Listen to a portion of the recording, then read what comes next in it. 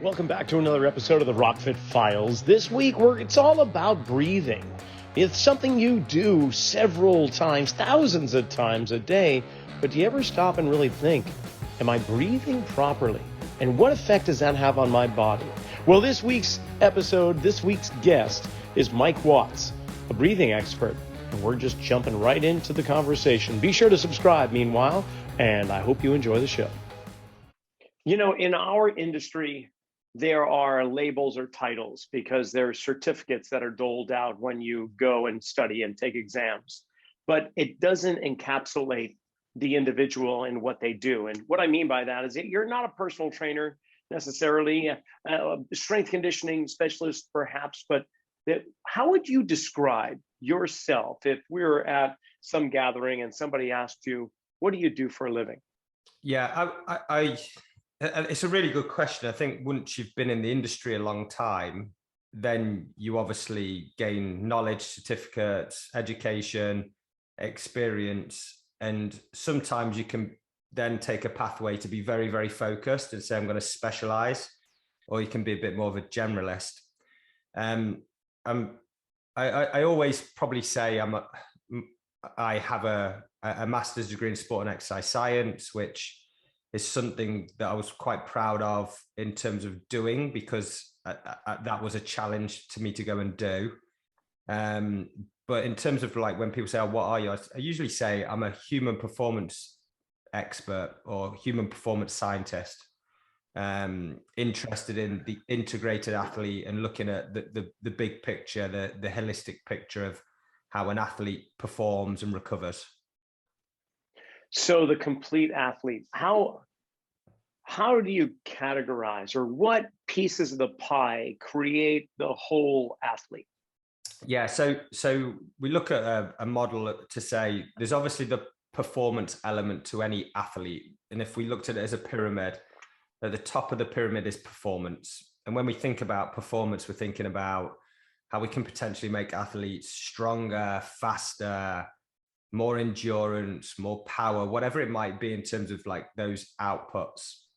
And traditionally, when we go and train an athlete, we sort of take them in the gym and we're thinking about how to put load on a bar, or thinking about how to make them run faster or make them more resilient just to be available.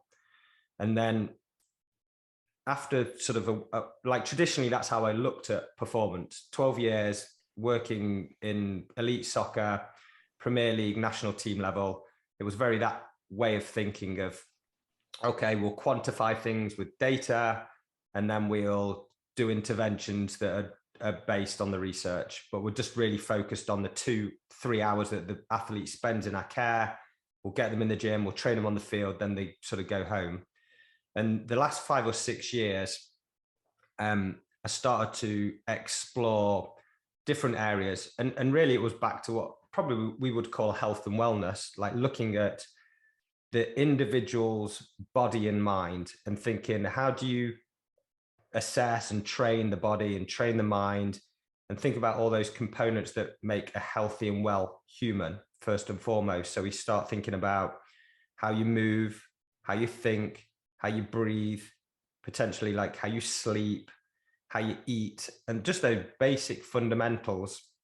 Because I had this thought and this hypothesis of, if you can make somebody healthy and well, it's the foundation that they can go and flourish and do whatever they want to do, whether that be a pro athlete or just a general population, somebody who just wants to move better, be out of pain, whatever that might be. So we started to explore these different areas, and breathwork was a big thing to explore. And this was going back 6 years when it wasn't that mainstream, to be honest. And as we started to think about how we assess these different constructs of human performance, we started to find that many of the athletes that we were working with were deficient or had compensations in these areas. And they were almost achieving greatness despite of all these things going on. And I think if you go in a traditional program of performance, they don't look at these things because they're hard to quantify, they're hard to monitor, and they're really, really hard to change in a human. Like, it's much easier to get someone in a gym and get them to deadlift, squat, and bench and get them to sprint. Like super easy to quantify. And it's one of these things where you will get a very immediate gain where you'll either visually see something or you'll see something in the numbers. And it's a safe place to live as a performance expert to say, I'll just sit in this lane. It's very safe. And there's so many other things going on that if performance nosedives or if injury occurs, I'm probably not under the microscope because there's other things going on. Sure, you can shuffle the blame off to somebody else because this is what everyone else has been doing for so long. I'm continuing this knowledge and experience because I got it from this train of philosophy, this line of thought, and we're just continuing that all the way through. Correct. And it's really interesting when you start looking at sport and athletes, and we have research, and the research is usually fairly controlled, and it will help us understand an adaptation, whether it be to strength or power or movement or breathing or whatever it might be. It's very, very rare that you will actually see the application of what was in the research in the real world, because people almost mash things together, rely a little bit on the experience. So most of the models being used, and I'd probably say, if not all of the models being used in pro sport, are based on research, but not directly the research, if that makes sense. Yeah. Can you give an example roughly? So if we were to talk about classic periodization, where we talk about taking an athlete through stability, endurance, and strength and power, and we think about the sets and reps that are used, and we think about all those other variables such as the rest, the frequency, time under tension, for example, which I know is a big one for you. We know that if we stick to those variables, for the majority, not all, you're going to get the desired adaptation, whatever that might be. But when you actually go into a weight room and you've got 30, 50, 60, 70, 80 athletes, it's impossible to make sure that every repetition is being done well, every repetition is being done at the right tempo, even the right load. Like if we talk about the intensity of the load that's required to create an adaptation, or the velocity required to create an adaptation, yes, we can quantify it. There is technology that exists, but in real world application, it's near impossible unless you had multiple strength and conditioning coaches or multiple sports scientists. So we kind of take the science, mold it in the way we want to, and then apply it in our environment. And one big thing that I've started to believe as well is that we can almost make people better through addition by subtraction. And sometimes if we stop doing things with our athletes, we're actually going to help them, because we all want our piece of an athlete when they walk in the door, whether that be the masser, the strength and conditioning coach, the sports scientist, the nutritionist, the technical coach. And we're all taking a pound of flesh, so to speak, because we think we're doing the right thing. We're like, okay, I'm going to do this, I'm going to do that. But what I think we don't understand anymore is how strong is strong enough. If we've got a big, strong athlete and he's super strong, can bench and he can deadlift, is it right that we just keep making him stronger and stronger? Because how strong does he need to be? So instead of thinking, right, just keep working on strength work, keep pounding the weights on, because there's a cost to that. Everything we do is a cost. And it doesn't matter whether it's light session, heavy session, there's a cost. You are taking money out of the bank, so to speak. And I think the other part of this model now is to think, okay, so we need to think holistically or integrated in terms of what's going on with our athlete away from just the training room or the field.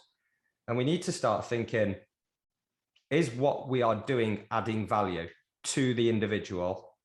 Because the other thing we don't see a lot in pro sport is individualization. And we talk about it, but in reality, it doesn't happen, because again, it's very hard to do. So I think the performance industry is gathering momentum like it always has been. I know you've been in it a long time. And the parallel I'll give you is if you took more like athletic trainers or physiotherapists who are still within sport, and then you look at sports science and performance, you've seen a huge increase in the research, in the knowledge, in the industry within the performance space. But the physical ATs, more or less, they're doing the same thing because their knowledge base is really good, but it's sort of in one lane. So you've got sports science performance doing this, and you've got more or less like rehabilitation on a par and on a level. But that doesn't mean to say just because we're learning more and knowing more, are we truly adding value? And when I first started in pro sport, there were no GPSs. Like we literally had heart rate. That's all we had. And we're in the age of GPS. And there's so many decisions now that are made on GPS, on the global positioning system. If anyone doesn't understand it, it's basically quantifying load within an athlete. And they're trying to look at certain variables to see if they're peaking or spiking, to say this athlete is not handling the load well enough. So if they're not, then we can make a decision to change training the next day. But for me, there's a huge gap from when that training finishes to the next training session starting, and we're making a decision based on what happened sort of 24 hours ago.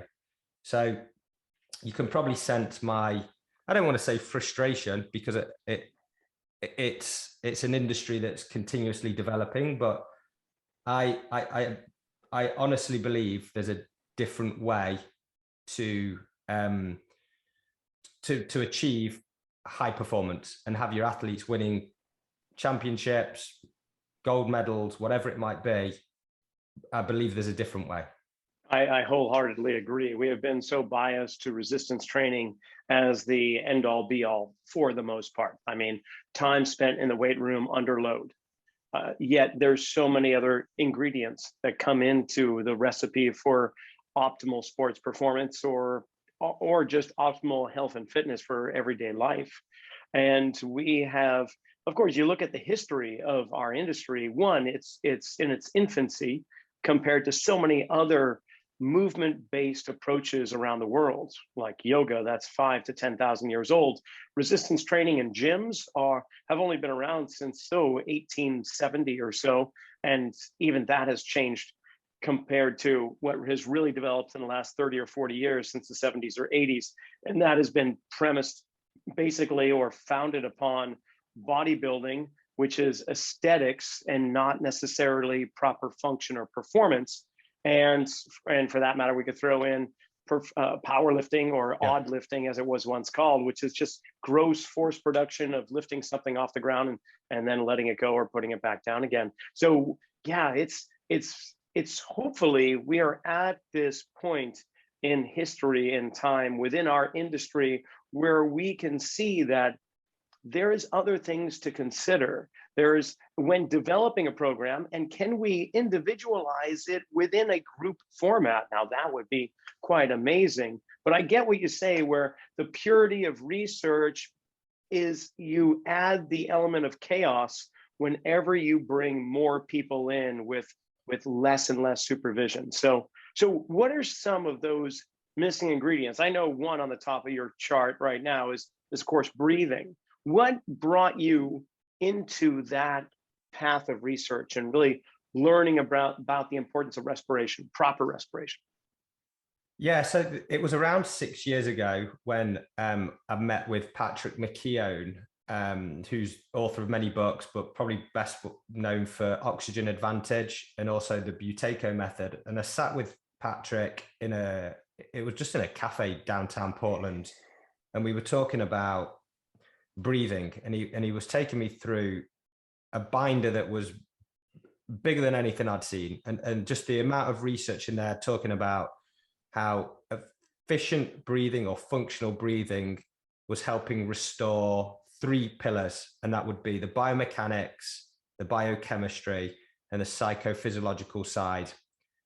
in order to help improve somebody's health, wellness, and ultimately their performance. And at the time, it was one of these things where I was really intrigued by it, but nothing was happening in the industry at that point. That you go and speak to teams, athletes, no one was talking about breathing. It was much more in the yoga world. And we basically just looked at it and thought to ourselves, okay, there's definitely something here. The science is really good, but again, now it's that application side. And that's where we started to explore with different people and different athletes. Okay, if we're going to look at breathing efficiency, how do we measure it? Once we understand somebody's baseline or their score, how does that correlate maybe to other things? And for example, we saw a real strong correlation between a good breather had a better movement efficiency, or a poor breather had a poor movement efficiency. And we could see that in the data that we were collecting. And you sort of look at some studies now. That there's a study that was done with a functional movement screening, and they looked at breathing efficiency. And the outcome was that people who breathe better had a better score on the functional movement screening. And that research has been done. And you start to understand like the why, and you think about movement efficiency, you think about the core, you think about what muscles make up the core, whether it be multifidus, transverse abdominis, internal obliques, et cetera, and the diaphragm is in there. So the diaphragm is a key player within core stability, and a way to activate and strengthen the diaphragm correctly is through functional breathing. So then you start to think about these other connections, and then there's connections in the world of the psychophysiological components of the brain and the body. And we know a lot of our athletes and a lot of our clients are very sympathetically driven and very stuck in that stressed state. So if we think about very high level, the autonomic nervous system and the two main branches, sympathetic, parasympathetic, we've got the sympathetic, which is our stress response, and then our parasympathetic, which is our relaxation. Most people, most athletes have many inputs that are stressful, physically or mentally, and can drive that sympathetic state. And it's good at certain times because it helps get us going and it helps us compete. But chronically, that becomes a bad thing. It starts to become too costly towards our brain and our body, and it can lead to some poor states of health and poor states of performance. So then we started looking at this research around if you can start to consciously control your breathing, and you can start to activate the vagus nerve, that 10th cranial nerve, then you can start to elicit more of a parasympathetic tone, release of acetylcholine, and you can start to change heart rate variability through breathing. Like amazing to do for recovery and amazing to help people on board in sleep. And then the big one, which is often overlooked in breathing physiology, is the gas exchange. And even in my master's degree in sport and exercise science and physiology, which are probably, sound pretty old now, probably that was maybe 12 or 13 years ago, maybe a bit longer. We always thought carbon dioxide was a waste gas, and that during exercise, we wanted to get rid of carbon dioxide because it was this waste gas. But the science was there, dating back to like early 1900s, that actually the presence of carbon dioxide helped with the exchange of oxygen into the cells and the tissue. And what we just find now is that if we have a high sensitivity to carbon dioxide, so when it builds up in the blood, we then go into mouth breathing because we're trying to get rid of CO2. And in order to get rid of that CO2, we'll mouth breathe to lower the CO2, and then the oxygen binds more to the hemoglobin, so it sticks basically and won't give itself up. So the name of the game really when it comes to breathing is having a higher tolerance to carbon dioxide. And that's like the basic fundamentals, and probably we'll go into how do you get there. But you see so many people and so many athletes that have a very high sensitivity to CO2. And if you think about people being stressed, a stressful mind leads to a dysfunctional breathing pattern, which is usually with the mouth. So if somebody's stressed, the mouth will probably hang open and they start to breathe out through the mouth. It becomes upper airways, the chest and the shoulders. So the diaphragm's not being activated, becomes a little bit faster. So that increases the heart rate, increases cortisol, increases the stress response, switches on the sympathetic side. And now all of a sudden, they're not getting as much oxygen to cells. And when you start looking at the science and the prevailing evidence that's coming out, it's not a new thing. And I think Patrick just did a really good job at looking at the work that was done and bringing that to light and bringing the evidence out there to say, people are not breathing functionally. People are dysfunctional, the chronic use, the overuse of the mouth, breathing too much air. And we need to get back to more functional breathing, which is basically with our nose. Yeah, and this is one of those low-lying fruits that's really quite simple and easily accessible, not necessarily needing any specific equipment, and maybe a piece of tape to cover your mouth, as you had demonstrated in the Oregon State Clinic we were presenting at, which was fabulous. But it's very interesting that it requires a greater degree of effort to get people to buy in than the effort it takes to actually achieve results from a practice of breathing effectively and efficiently. Would you agree? Yeah, I would agree, because breathing is something we all do and probably take for granted. I think we can take up to 20,000 breaths per day. So that is something where you think, well, I breathe, like breathing efficiency, like, is that really a thing? So there's that skepticism, I think, for sure. I think one of the things I first looked at was the list of benefits of breathing functionally. And as a scientist, you look at these list of benefits and you start thinking, and I'll go through a few, you start thinking, so I can improve my posture and stabilize my spine more. I can help with the first line of defense in terms of helping protect my body from maybe pathogens and viruses. I can circulate more blood and increase the oxygen to cells. Like these are big, big claims as a performance expert to an athlete. Is you can train really, really hard to try and get these benefits and get these responses. And it takes you a long time and a lot of effort. But consciously starting to think about your breathing can give you these benefits.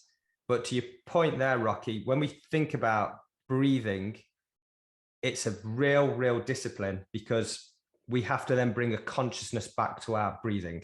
Because if we fall into dysfunctional breathing patterns, either using the mouth too much, holding our breath without realizing it, which we would call an apnea. It could be a sleep apnea, which happens at night where you hold your breath, so it disturbs the quality of your sleep and affects your recovery. Or there's even a phenomenon now called email apnea, where people are holding their breath without even realizing it. And it all leads to this dysfunctional state. So the number one thing is I always like to do an assessment and understand somebody's baseline, but then it's just bringing a consciousness back to our breathing to think, okay, how should I breathe? And in what situation should I breathe like that? And what's the trigger to make me think about my breathing again? Because it's something most people don't even think about. Okay, so let's go into that, because I'm curious. When the body is in a relaxed state, let's say we're halfway between sympathetic and parasympathetic, we're in that kind of zone where there's a balance between the two. And what kind of breathing would we want to have at that point? And then what type of breathing do we want to have when we're training, whether it be resistance training or otherwise? So if we take the unconscious part of breathing, and let's say you and I are sat here and we're just in a relaxed state, not exerting too much effort and energy, you're probably looking at 12 to 18 breaths per minute, which is like a normal range for somebody. And if you're going to breathe in and out through your nose, it might be around, I don't know, 1,000 milliliters of air. So 12 breaths per minute, 1,000 milliliters of air. You multiply that and it gives you your minute ventilation. So that's normal. What we see is that if people are dysfunctional in their breathing pattern and switch to their nose, they'll increase how many breaths a minute they take, but they might take in sort of less air in terms of the volume. But what ends up happening, their minute ventilation is higher, so they're less efficient. And the best way I always think about this is if you think about your AC unit at home, if it's not serviced and not functioning well, and you crank it up high, it's probably going to be noisy, and you're going to hear it a little bit, and it's probably going to shake a little bit. It's going to cost you more energy. It's going to cost you more money. Whereas if it's working well, you can probably turn it down and it functions well, and it gives you probably a better cooling system. And the breathing system's no different. Like, let's think about efficiency. So as we sit here, what we'd like to see is somebody breathing in and out through the nose. That ticks the big functional box. We want it to be light, as in, I can't hear you breathe, you can't hear me breathe. That's another sign of a functional breather. I don't want to see your chest moving, and I don't want to see your shoulders moving as you breathe. I want to see the expansion coming from the lower two ribs. And that's another big sign.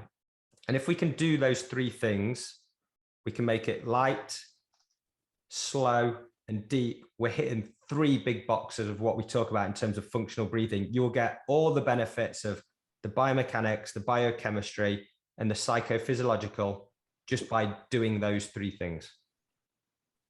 Fabulous. Okay.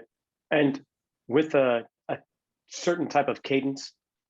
Yeah, so cadence breathing is used in order to control how many breaths per minute we take. So if you're looking for 6 breaths per minute, you're probably looking at a cadence of, could be something like 5 seconds in, 5 seconds out, and there should always be a natural pause after the exhale. That's another functional trait. So in, out, pause. So just simply 5 seconds in, 5 seconds out, natural pause. That's going to give you around 6 breaths per minute. There's also the ability to actually increase that parasympathetic tone by lengthening the exhale. And we start to look at this thing called resonance frequency. So every time we inhale, the heart rate increases, and every time we exhale, the heart rate decreases. So if we can elongate the exhale, we actually ramp up that parasympathetic side a little bit more. So then you might switch to, okay, I'm going to go 4 seconds in, 6 seconds out, and then take my natural pause. You're still around that 6 breaths per minute. You've just elongated the exhale. There is a caveat to that, as with most things. If you have a very high sensitivity to carbon dioxide, and we talk about a Bolt score, which we might go into, which is less than 20 seconds, you may struggle to have a slow breathing rate, because as we slow our breathing rate down, and as we breathe in and out through our nose, carbon dioxide is going to build up in your blood. And your first stimulus to breathe is the buildup of CO2, not the need for oxygen. If you take a pulse oximeter, most of us have got enough oxygen in our blood. The problem is that when that CO2 builds, we go, I need to breathe. So if we can build your tolerance to CO2, then it's going to allow you to slow down your breath work, play around with your exhales, make them longer, and it's going to make you much more of an efficient breather. And then the big part as well, and we touched on it in terms of movement, is making sure that the diaphragm is working as we breathe. And the diaphragm is a muscle that sort of sits down in the rib cage, but it's attaching to the spine. And because of how the core is, if you've got tight hip flexors, for example, or your psoas is very tight, it's going to start to alter like the length and tension of your diaphragm, because we know that we're integrated, and as we move and breathe, it's all integrated. So simply thinking about getting your hips in that sort of normal lumbar curve, like not in that posterior tilt where your back's super flat, like that's not a normal curve. So you think, okay, I just swing the hips forward and backwards, get them into like a normal set position. And as I breathe in, I'll breathe slowly. I should feel my rib cage expanding 3-dimensionally from the back, the sides, and the front.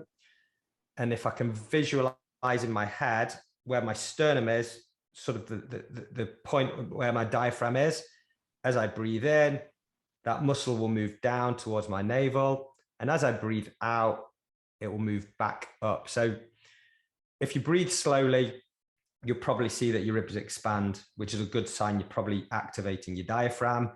And some people will use some visualization techniques of, I can think about my ribs expanding on an inhale, or I can just visualize the diaphragm drawing down and then moving back up again. And with any good muscle, it's the eccentric element, or the time under tension, that strengthens it.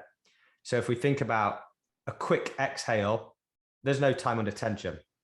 A slow exhale is going to place tension on the diaphragm and strengthen it. So it's important that we think about, just make it quiet, make it slow, so you can bring a tempo in, start with a 5-5, that's good.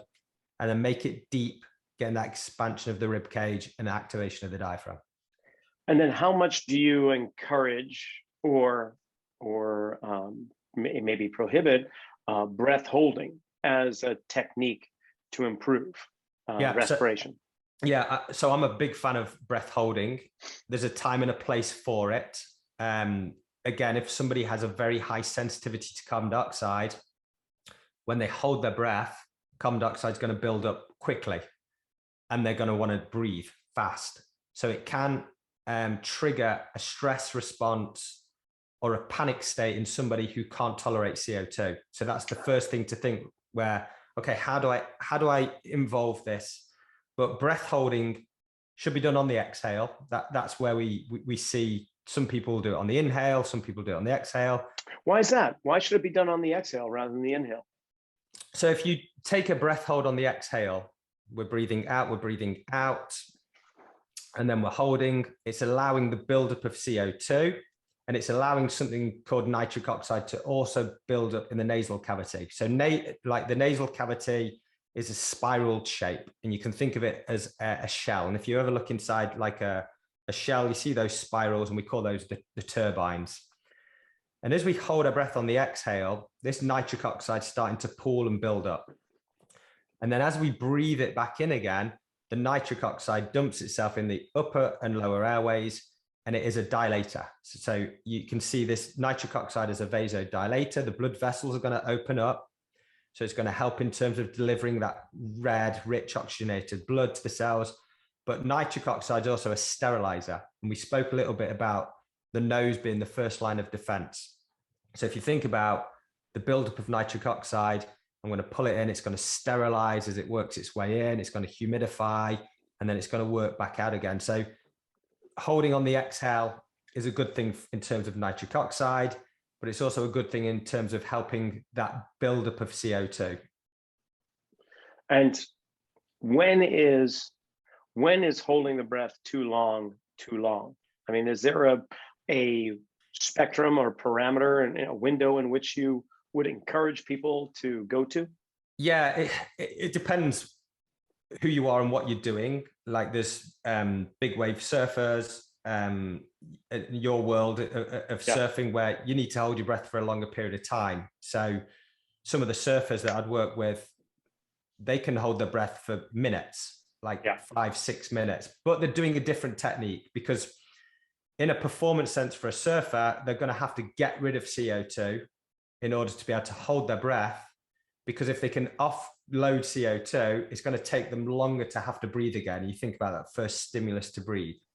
If we talk about just functional breathing and we talk about breath holding, if we can hold the breath on an exhale for a minimum of 30 seconds, that's where we'll start to see a splenic contraction. And you can think about the spleen as your blood bank. There's a lot of red blood cells that are held in that area. And as you hold your breath, as we hit 30 seconds, the thing will start to contract and release red blood cells. So we're trying to get people to 30 seconds and beyond.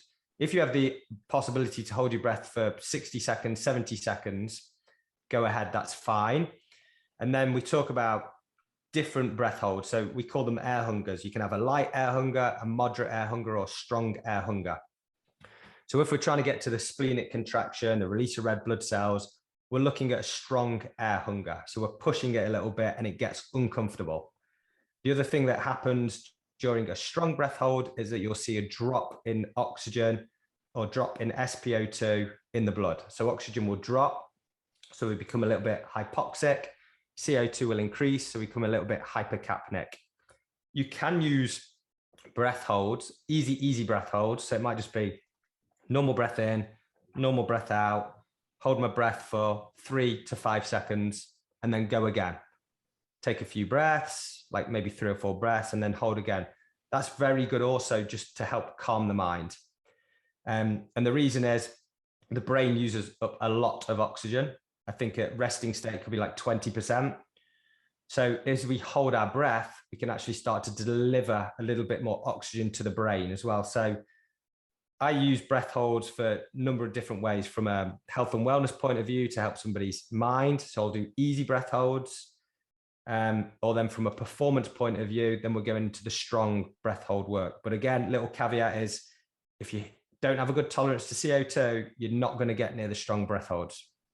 Well, it's interesting that you bring up the big wave surfing with breath holding, which makes me wonder, can we develop specific criteria programming with breath work based on the sports? For instance, triathletes, long distance endurance, highly aerobic athletes, are they going to want to perform different types of breath work compared to, say, a wrestler or a gymnast or rock climber? Do you have different criteria based on sports or what their aerobic capacity or anaerobic capacity is demanding? Yeah, there's definitely nuances that you can get into once you get into different sports. Literally, the only sports we see that actually train the breathing is when someone is based in water, whether that be swimming, water polo, surfing, freediving. No other sports train in the respiratory system, although we are breathing, which sounds a bit counterintuitive. The first thing we have to do is restore functional breathing, and most land-based athletes don't have a functional breathing system, like they're quite dysfunctional. So we almost treat them the same as anybody in a way. What we find with the water-based athletes, they usually have a level of functional breathing. So we can accelerate their land-based or their dry land training, because ultimately for any athlete, we want to increase their tolerance to CO2. Because remember, if you've got a high ceiling, it's going to take you longer to have to take a breath. And if you're in a sport that requires you to hold your breath, diving, surfing, swimming, it's going to be much better for you. If you're in other sports, such as potentially wrestling or boxing, MMA, it's a different, you're not so much having to hold your breath. You want to just make sure that you're delivering a lot of oxygen towards the cells. And then if we get into something like an endurance sport, which is probably not as high intensity, we really, really want to make sure that two things happen. We deliver enough oxygen to the cells, but we want to make sure our diaphragm doesn't fatigue. Because when the diaphragm starts to fatigue, it's going to require blood, and the blood is going to move away from working tissue. So in the case of a cyclist or a runner, if they get into labored breathing, it becomes like heavy with the mouth. They're placing a lot of stress on their breathing mechanics. The diaphragm fatigues, requires blood, and the blood comes from the legs to feed the diaphragm. And that's where we start to see fatigue. So it's a little bit different for each sport, depending on what your requirements are. But the fundamentals are all the same, really, in terms of let's restore functional breathing and let's try and increase someone's tolerance to carbon dioxide. I didn't really think about it, but breathing is like the canary in the coal mine, isn't it? Yeah, absolutely. And there's a few fighters that I know and have spoke to. They will use that as a cue to know when their opponent is in trouble, either stress. How so?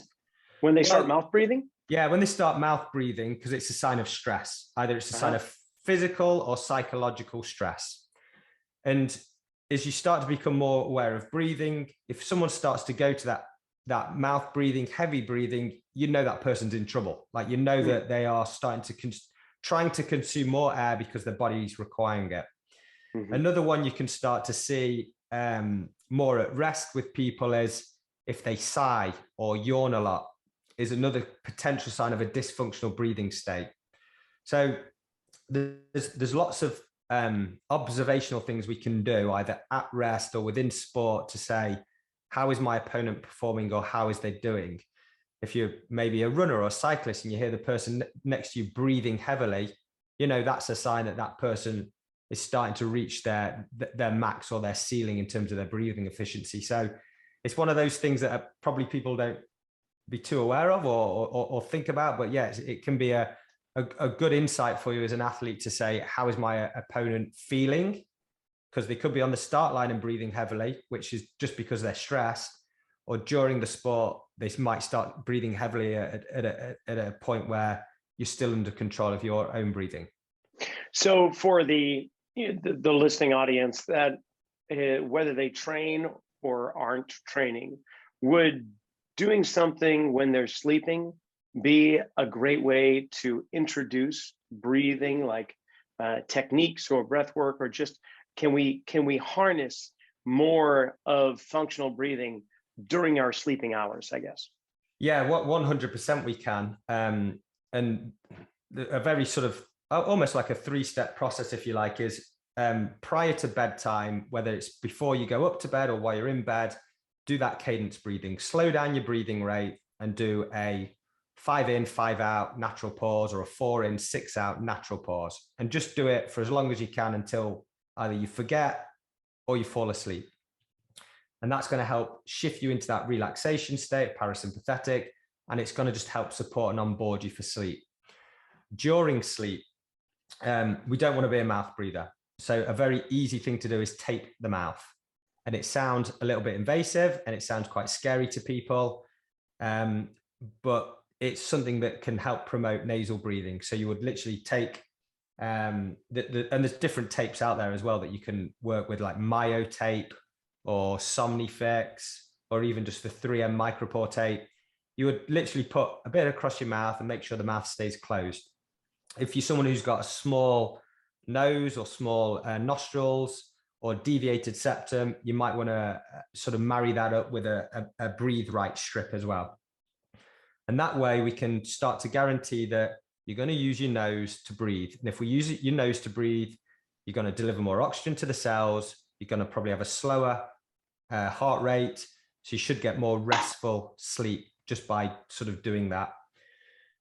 However long you sleep, hopefully for an adult, it's between 7 and sort of 9 hours. You've then just taken a big chunk of your day where you've done functional breathing. And then once you wake up, hopefully the tape's still on, the nose strip's still on, take that off. And then I would say go into some very easy breath holds as you wake up, just to make sure the brain gets oxygenated and then sort of start your day. So it's like you can do all of that in bed, so to speak, consciously and unconsciously. Well, I had a mentor some time ago who said, we can go without food for weeks on end, and we can go without water for several days. We can go without breathing for about 8 minutes before all things go bad. So it's so interesting that this is one of the most critical components in human existence. And yet here we are in 2022, just starting to scratch the surface. Now, granted, there's been other philosophies, approaches, movement modalities where, like you say, like yoga, the martial arts, a lot of the Eastern philosophies have been doing this for eons. But the Western, we're just a little slow to the take. But Mike, this has been great. Now, if people want to get more insights, more information about the style of work that you do, about breathing and so on, where would you direct them? So I obviously have my own social channel, which is Flow2 Plus, FLO2 PLUS, Flow2 Plus. You can find me on Instagram, and I post a lot there on breath work and breathing.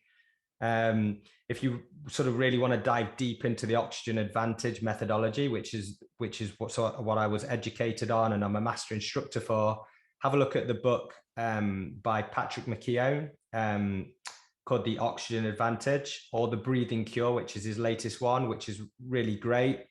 And then if you sort of want a more of an overview of breathing and the history of breathing, a book that made a big splash, I think it was last year, was Breathe by James Nestor. And he had a real deep dive into the history of breathing, to your point around how we were breathing hundreds of years ago to how we breathe now and what impact that's having on us as a species. So the 2 books are great resources. Oh yeah, please sort of follow me and reach out to me on Instagram for sure. Perfect.